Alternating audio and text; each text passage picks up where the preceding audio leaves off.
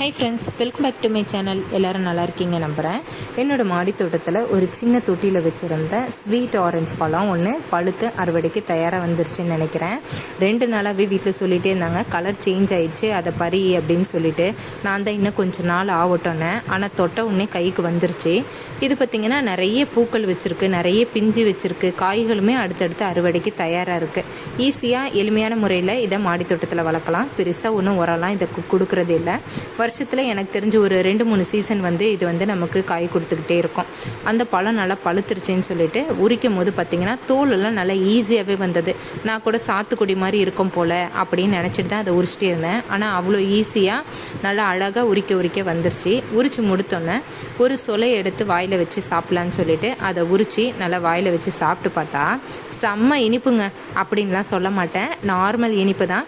ஆனால் சாத்துக்குடி அளவுக்கு புளிப்பெல்லாம் இல்லை, நல்லா நார்மல் இனிப்பாக இருந்தது. வீடியோ பிடிச்சிருந்தா லைக் பண்ணுங்கள். பாய்.